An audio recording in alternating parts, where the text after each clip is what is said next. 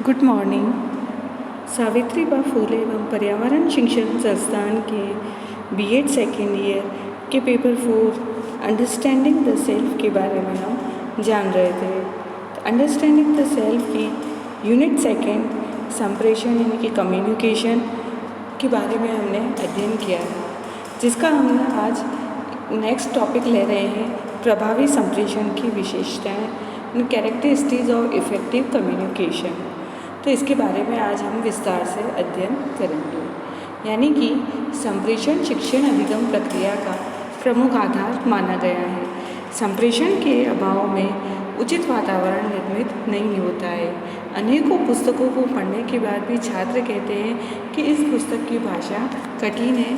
शिक्षक के पढ़ाने के ढंग पर टिप्पणी करते हुए छात्र कहते हैं कि ये शिक्षक, जिनका नाम अगर श्याम प्रकाश जी हैं, तो इनका शिक्षण बहुत अच्छा है। तो इस प्रकार के अनेक तर्क हमारे मानव जीवन में मिलते हैं, जिन्हें हम किसी व्यक्ति के संप्रेषण को सुनकर करते हैं। अगर इसी तरीके से हम एक उदाहरण लेते हैं कि एक ही विषय के अगर 2 टीचर्स को या 2 शिक्षकों को पढ़ाने के लिए दिया जाता है, तो सभी कुछ सामान्य होने पर एक टीचर के छात्रों का अधिगम स्तर उच्च होता है, तो वहीं दूसरे टीचर की कक्षा के छात्रों का अधिगम स्तर उच्च नहीं होता। तो इसके मूल की संप्रेषण में महत्वपूर्ण भूमिका होती है।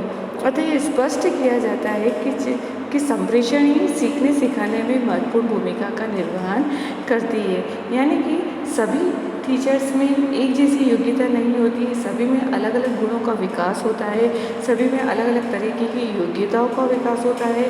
तो किसी में क्लास को कमांड करने की अच्छी योग्यता होती है, तो किसी में क्लास में नई नई टेक्निकों को यूज़ करने की अच्छी योग्यता होती है, किसी की वाचन संबंधी अच्छी योग्यता होती है, तो किसी की लिखित संबंधी अच्छी योग्यता होती है। तो इस तरीके से हर टीचर में अलग अलग तरीके की योग्यता पाई जाती है। तो उस तरीके से उनके क्लास के छात्रों का अधिगम स्तर भी अलग अलग तरीके का होता है। किसी की क्लास के छात्रों का अधिगम स्तर एकदम उच्च होता है, तो किसी के क्लास के छात्रों का अधिगम स्तर एकदम निम्न होता है। इस तरीके से आज हम प्रभावी संप्रेषण के सीखने सिखाने के संबंध में कुछ बिंदुओं के बारे में अध्ययन करेंगे, जो कि फर्स्ट हमारा है कि प्रभावी प्रस्तुतिकरण। प्रभावी प्रस्तुतिकरण यानी कि सीखने सिखाने की जो प्रक्रिया होती है, वो प्रभावी प्रस्तुतिकरण पर निर्भर करती है कि जब तक हम किसी तथ्य को छात्रों के समक्ष उचित भाषा में प्रस्तुत नहीं करेंगे, तब तक छात्रों द्वारा उसका अधिगम संभव नहीं होगा। तो सामान्य रूप से प्रस्तुत किए गए तथ्यों को सीखने में छात्रों की रुचि कम होती है। जब उन्हीं तथ्यों को सरल एवं बोधगम्य भाषा द्वारा तथा स्थानीय शब्दों के द्वारा प्रस्तुत किया जाता है, तो छात्रों द्वारा उसे आत्मसात करने में पूर्ण मनोयोग का प्रदर्शन किया जाता है। अतः प्रभावी प्रस्तुतिकरण ही प्रभावी संप्रेषण का आधार माना जाता है। यानी कि टीचर कोई भी कंटेंट प्रस्तुत करता है तो उसको अच्छे से प्रेजेंटेशन करना होता है, प्रस्तुतिकरण अच्छे से करना होता है। वो जब क्लास में जाता है तो उस कंटेंट के प्रति पूरी तैयारी से जाएगा, तो छात्र भी उसके प्रति इंटरेस्ट डेवलप करेंगे और छात्र उसे अच्छे तरीके से अपने अंदर आत्मसात करेंगे उस कंटेंट को लेकर कि वो क्या चीज़ है, उसे कैसे क्या करना है, उसमें क्या होता है। इस तरीके की सारी बातें जब टीचर अच्छे से प्रेजेंट करेगा क्लासरूम में, तो वो स्टूडेंट्स अच्छे से उसको आत्मसात करके यानी कि अधिगम लर्निंग प्रक्रिया अच्छे से करके उस कंटेंट के प्रति पूरा अच्छे से ज्ञान प्राप्त करेंगे। तो इससे उनकी लर्निंग अच्छे से विकसित हो सकेगी। अब हमारा नेक्स्ट पॉइंट है प्रश्नोत्तर प्रक्रिया में संप्रेषण का प्रयोग। यानी कि ज्ञान के आदान प्रदान में या सीखने सिखाने की प्रक्रिया में प्रश्न एवं उत्तरों का महत्वपूर्ण योगदान होता है कि इस प्रक्रिया के आधार पर छात्रों का अधिगम स्तर निर्भर करता है। जैसे कि एग्जाम्पल के तौर पर हम देखें कि टीचर द्वारा अगर पूछे गए प्रश्नों का स्वरूप सटीक एवं वस्तुनिष्ठता से युक्त होगा, तो उसका उत्तर भी वस्तुनिष्ठता के आधार पर ही उपलब्ध होगा। यदि प्रश्न की भाषा सारगर्भित एवं वस्तुनिष्ठ रूप में नहीं होगी, तो उसका उत्तर भी सारगर्भित एवं वस्तुनिष्ठ रूप में नहीं होगा। अतः प्रश्नोत्तर की प्रक्रिया में प्रभावी संप्रेषण का महत्वपूर्ण स्थान होता है। यानी कि टीचर ने उस कंटेंट के प्रति कोई क्वेश्चन किया है तो उस क्वेश्चन का आंसर भी टीचर को जैसा चाहिए वैसा ही मिलना चाहिए। अगर क्वेश्चन का आंसर सटीक और स्पष्ट नहीं होगा तो टीचर को लगेगा कि मैंने जो कंटेंट पढ़ाया है वो छात्रों को समझ में नहीं आया है। तो हर कंटेंट को पढ़ाने के बाद में उसके मूल्यांकन के रूप में उस कंटेंट के प्रति क्वेश्चन आंसर डेवलप करने चाहिए और उन क्वेश्चन आंसर के आंसर भी सटीक और स्पष्ट होने चाहिए ताकि छात्र उसका अच्छे से आंसर दे सके और ताकि लगे कि क्लासरूम में छात्रों ने पूरा ज्ञान प्राप्त किया है, छात्रों ने उसे अच्छे से सुना है और अपने अंदर आत्मसात किया है। तो इससे उनकी प्रश्नोत्तर की प्रक्रिया संप्रेषण का प्रयोग करने से अच्छे से डेवलप होगी। इससे विचारों का आदान प्रदान अच्छा होगा कि कुछ नई क्वेश्चन करने से क्वेश्चनों के आंसर प्राप्त होने से कुछ नई नई बातों का भी नॉलेज बढ़ता है। तो इससे शिक्षक और छात्र को एक दूसरे के प्रति इंटरेस्ट भी डेवलप होगा और अधिगम प्रक्रिया भी अच्छे से होगी। तो इस तरीके से ये प्रभावी संप्रेषण कहलाता है। फिर हमारा नेक्स्ट पॉइंट है कि वार्तालाप प्रक्रिया में प्रयोग, यानी कि सीखने सिखाने की सफलता की तथ्य शर्त ये वार्तालाप प्रक्रिया मानी गई है कि जब तक शिक्षक एवं छात्रों के मध्य संप्रेषण की प्रक्रिया उचित रूप में संपन्न नहीं होगी तब तक सीखने सिखाने की प्रक्रिया भी सफल नहीं होगी। तो शिक्षक एवं छात्रों के मध्य आत्मीयकरण और उचित वातावरण को संपन्न करने में प्रभावी संप्रेषण की महत्वपूर्ण भूमिका होती है। यानी शिक्षक द्वारा छात्रों को अपने समीप लाने के लिए स्थानीय भाषा के शब्दों का भी प्रयोग किया जा सकता है। बाद में उस शब्द के साहित्यिक स्वरूप से परिचित कराया जा सकता है। तो इस प्रकार की अनेक क्रियाएं भाषा के द्वारा संपन्न होती है तथा संप्रेषण में अपना योगदान प्रस्तुत करती है कि टीचर और छात्रों के मध्य भी अच्छे से आत्मीकरण और उचित वातावरण संपन्न हो।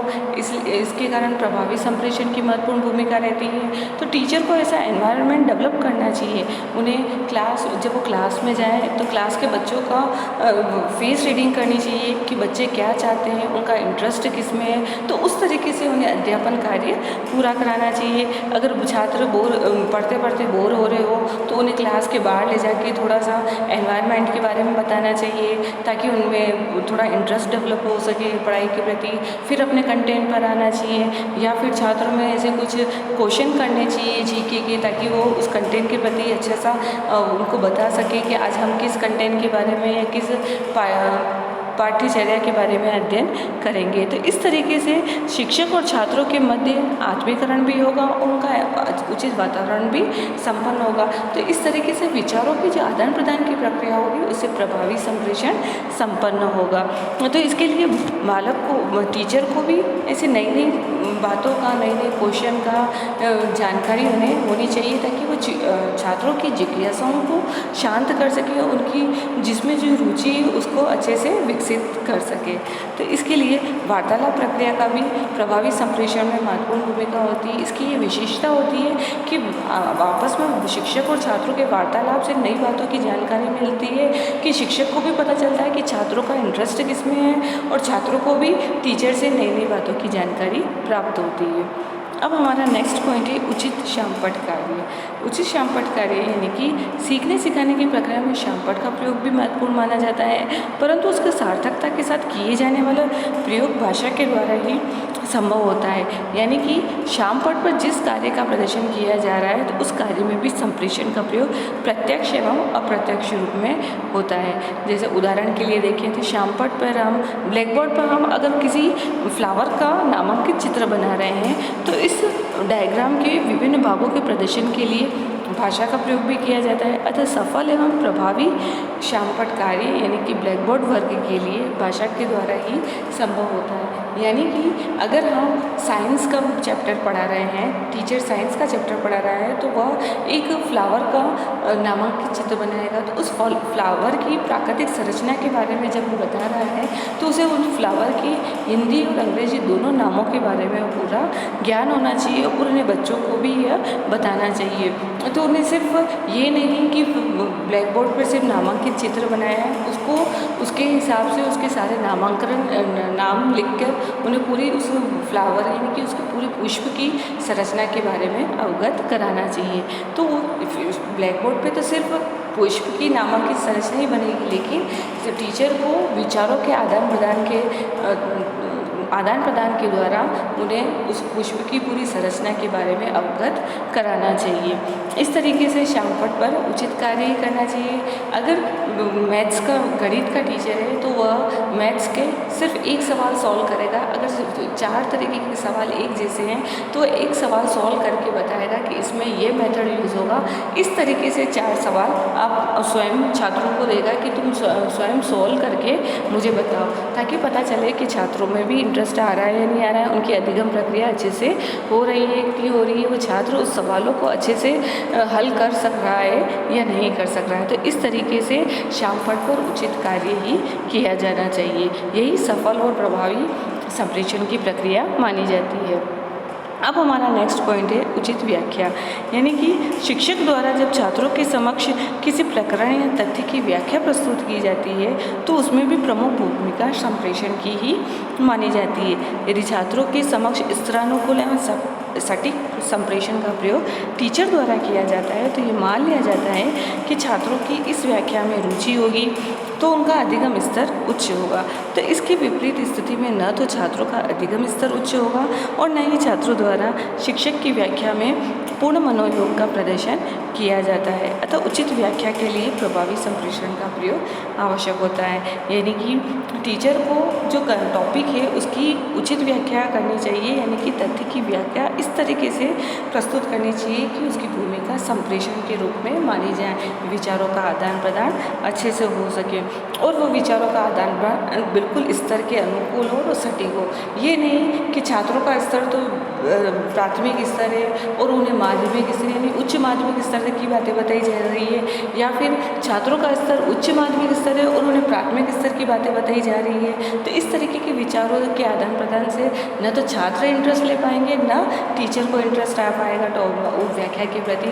तो टीचर को भी कंटेंट के प्रति ऐसी व्याख्या करनी चाहिए ताकि उनके छात्रों के स्तर के अनुकूल मानी जाए, छात्र उसको अच्छे से अधिगम कर सके, लर्निंग कर सके। इस तरीके से उनकी रुचि भी अच्छे से डेवलप होगी और अधिगम स्तर भी उनका उच्च होगा। अगर इसके विपरीत होगा तो न तो अधिगम स्तर बढ़ेगा, न उनका छात्र जो टीचर कुछ एक्सप्लेन करेंगे तो उनका टीचर के प्रति भी बोरियत महसूस होगी और वो क्लास से भागने की इच्छा डेवलप करने लगेगी। अब हमारा नेक्स्ट पॉइंट है कि पठन कौशल में संप्रेषण का प्रयोग। छात्रों के पठन कौशल का विकास करने के लिए भी संप्रेषण का प्रयोग किया जाता है, क्योंकि छात्रों में पठन कौशल के उचित विकास के लिए आवश्यक है कि सर्वप्रथम उन्हें सरल भाषा में एवं रुचि से संबंधित साहित्य का ज्ञान प्रदान किया जाए, अर्थात छात्रों को पठन के लिए उनके स्तरों के अनुकूल ही साहित्य प्रदान किया जाए जिसकी भाषा सरल एवं उनकी रुचि के अनुसार हो। इसके विपरीत स्थिति में तो छात्रों में पठन कौशलों का विकास संभव नहीं होगा, क्योंकि स्तरानुकूल साहित्य के अभाव में छात्रों की पठन में रुचि नहीं रहेगी। तो इसका एक उदाहरण हम ये लेते हैं कि अगर प्राथमिक स्तर के छात्र हैं तो उन्हें हिंदी की जगह अंग्रेजी भाषा में अधिक एक्सप्लेन किया जाएगा किसी कंटेंट के प्रति, तो छात्रों को बिल्कुल भी समझ में नहीं आएगा, उनकी अधिगम प्रक्रिया अच्छे से नहीं हो पाएगी, क्योंकि अंग्रेजी भाषा का उनको इतना नॉलेज नहीं होगा, क्योंकि उनका स्तर थोड़ा निम्न होता है। तो उन्हें अंग्रेजी भाषा का उनके पठन पाठन में इतना विकास नहीं किया जाता, उन्हें धीरे धीरे उनके अंग्रेजी भाषा का विकास बढ़ाया जाता है। तो अगर टीचर को चाहिए कि छात्रों का स्तर अगर हिंदी मीडियम है तो उन्हें हिंदी में ही अच्छे से हिंदी भाषा का प्रयोग करते हुए उन्हें कंटेंट के प्रति अच्छे तरीके से व्याख्या को प्रस्तुत करनी चाहिए ताकि छात्रों को अच्छे से समझ में आए।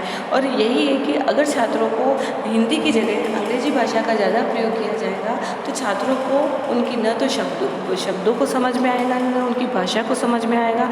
तो इस तरीके से छात्रों को उनके दिमाग में कुछ भी नहीं बैठेगा और न ही वह उनकी क्लास में उस कंटेंट के प्रति लर्निंग अच्छे से हो पाएगी। तो इसके लिए उनका अधिगम स्तर अच्छा हो और रुचि डेवलप हो, तो उन्हें इस तरीके से पढ़ा जाए कि उन्हें नई उस पाठ्यचर्या के प्रति नई टीचिंग मेथड को यूज़ करना चाहिए। उन्हें देखना चाहिए कि छात्रों का प्राथमिक स्तर है तो उन्हें या तो खेल विधि में अच्छे से समझाना चाहिए या उन्हें कुछ मॉडल चार्ट द्वारा, कुछ डायग्राम द्वारा अच्छे से समझाना चाहिए ताकि छात्रों का उनके प्रति इंटरेस्ट डेवलप हो सके।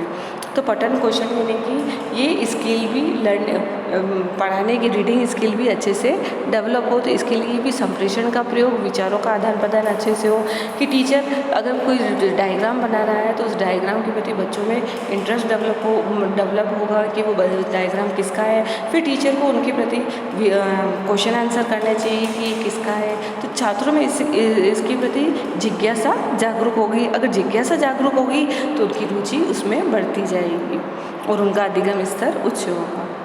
अब हमारा नेक्स्ट पॉइंट है श्रवण कौशल के विकास में संप्रेषण का प्रयोग। श्रवण कौशल के विकास की प्रक्रिया में श्रवण कौशल का भी महत्वपूर्ण स्थान माना गया है, क्योंकि श्रवण कौशल के विकास में भी संप्रेषण, क्योंकि जो भाषा कर्णप्रिय होती है उसको छात्र सुनना अधिक पसंद करते हैं। तो छात्रों द्वारा विभिन्न प्रकार की कविताओं एवं गीतों के श्रवण में अपनी रुचि का प्रदर्शन किया जाता है, क्योंकि उनकी भाषा कर्णप्रिय एवं सरल होती है। इसके विपरीत स्थिति में जो भाषा कर्णकटु होती है उसको कोई भी व्यक्ति श्रवण करना पसंद नहीं करता। इस प्रकार संप्रेषण के आधार पर प्रथम स्थिति श्रवण कौशल का विकास करती है तथा द्वितीय स्थिति श्रवण कौशल को हतोत्साहित करती है। यानी कि सुनने की प्रक्रिया, अगर टीचर की भाषा वाणी उच्च होगी यानी कि मीठी, सरल, सहज होगी तो छात्र भी अपनी लर्निंग के प्रति यानी अधिगम प्रक्रिया के प्रति इंटरेस्ट डेवलप करेंगे।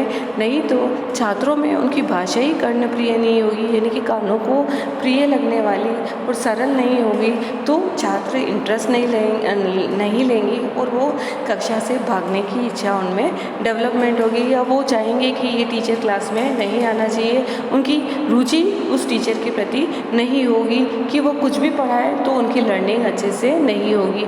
तो इस तरीके से टीचर में भी ऐसी एबिलिटी होनी चाहिए कि वो अपनी जिस भाषा का प्रयोग कर रहा है छात्रों को अच्छे से समझ में आए, वो शब्दों का इस तरीके से बखान करे कि छात्र उनके प्रति इंटरेस्ट डेवलप कर सके। छात्रों में उनकी बोलने की जो प्रक्रिया होगी वह शब्दों का उच्चारण अच्छे से होगा तो छात्र भी हर तरीके से कंटेंट को पाठ्यक्रम को समझने में रुचि विकसित कर सकेंगे।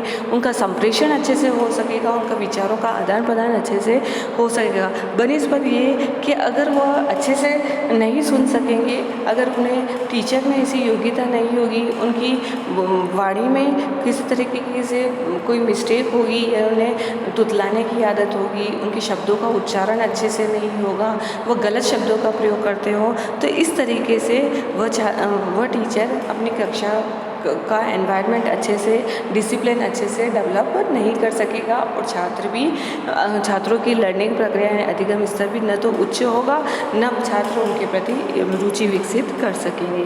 तो इसके लिए टीचर में भी श्रवण कौशल का विकास संप्रेषण के माध्यम से अच्छे से होना चाहिए। अब हमारा नेक्स्ट पॉइंट है कि लेखन कौशल के विकास में संप्रेषण का प्रयोग। आपने देखा होगा कि अनेक जो सेमिनार होते हैं, संगोष्ठी होते हैं, तो वहाँ पर जो सेमिनार गोष्ठी होती है तो उसमें कुछ न कुछ लिखने का कार्य भी होता है। तो वहाँ उन जो अच्छे लेखक होते हैं उनकी लेखनी को भी सहारा जाता है, यानी कि उनकी लेखनी का भी उन्हें वहाँ प्रदर्शित किया जाता है कि किसकी कैसी राइटिंग होती है। अगर अच्छी राइटिंग वालों को हमेशा आगे बुलाया जाता है, उन्हें कार्य दिया जाता है कि आपको ये कार्य करना है।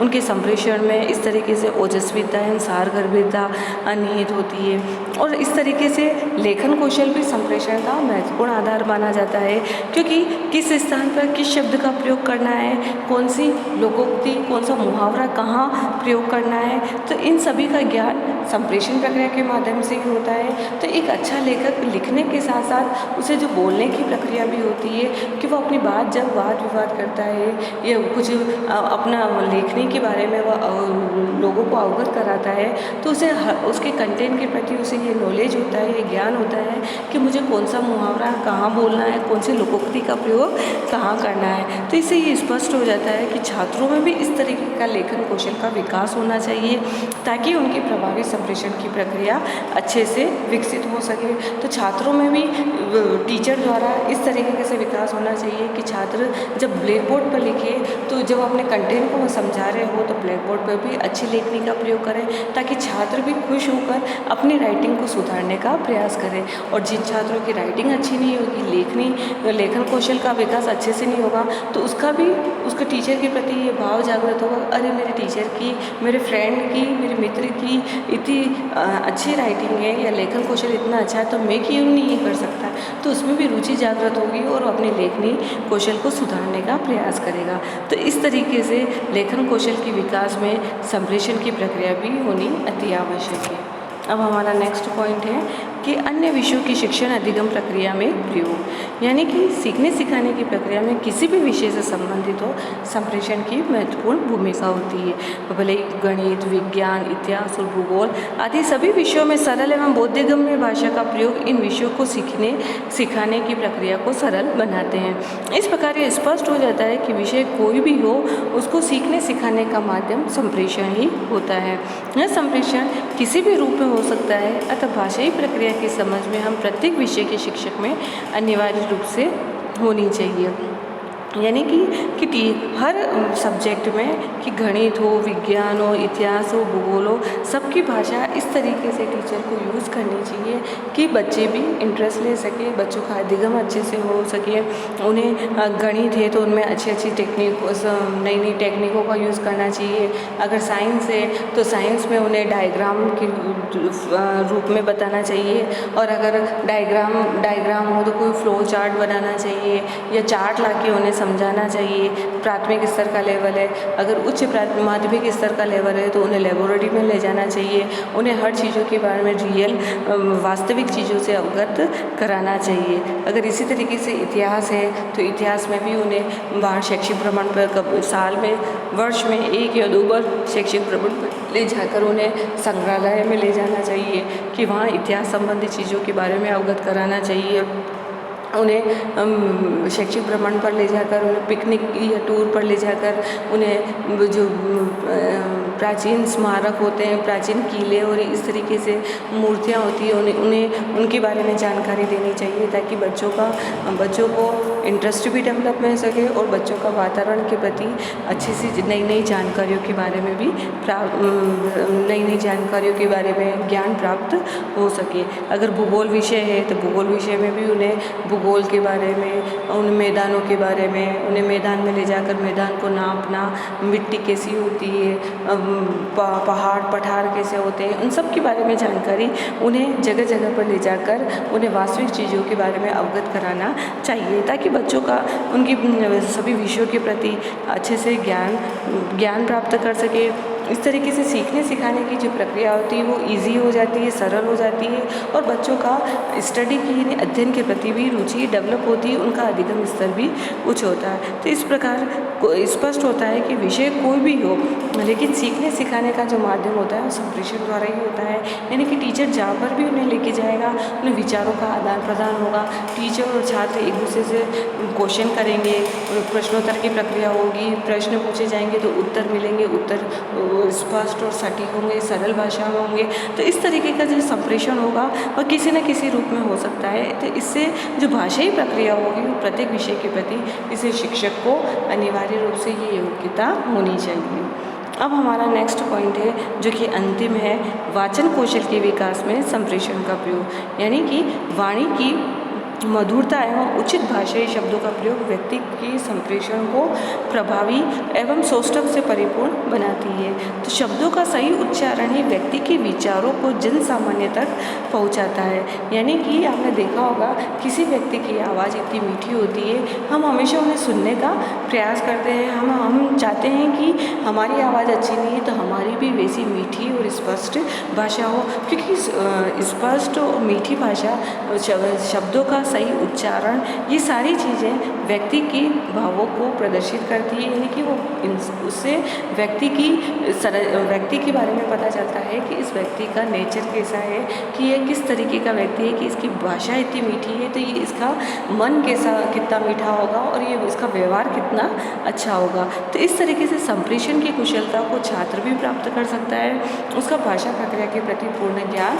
होता है कि अगर टीचर भी इस तरीके से अच्छी भाषा में अच्छे स्पष्ट सरल और क्रमबद्ध शब्दों का जब टीचर प्रयोग करेगा तो छात्र भी उसका अनुकरण करेंगे और छात्र भी अपने अंदर इस तरीके की भाव लाना पसंद करेंगे कि वह भी चाहते हैं कि हम भी टीचर के जैसे अच्छे से अच्छा बोलें, उचित शब्दों का प्रयोग करें, अच्छा उच्चारण लाएं, शब्दों में अच्छे से अच्छे शब्दों का प्रयोग करें। तो इस तरीके से उनकी भाषाई प्रक्रिया भी अच्छे तरीके से होगी। किस स्थान पर स्वर तेज करना है और किस स्थान पर स्वर धीमा करना है तथा वाणी में किस प्रकार का आरोह अवरोह लाना है। यानी कि जब टीचर क्लास में आता है तो वो क्लास के एनवायरनमेंट को देखता है कि स्टूडेंट्स क्या कर रहे हैं, तो इसके हिसाब से टीचर अपनी वाणी का प्रयोग करता है। अगर क्लास का एनवायरनमेंट अच्छा है, बच्चे चुपचाप बैठे हैं तो टीचर भी अच्छे से बात करेगा। अगर क्लास में बच्चे शोरगुल कर रहे हैं तो टीचर उसके हिसाब से वाणी को उग्र रखेगा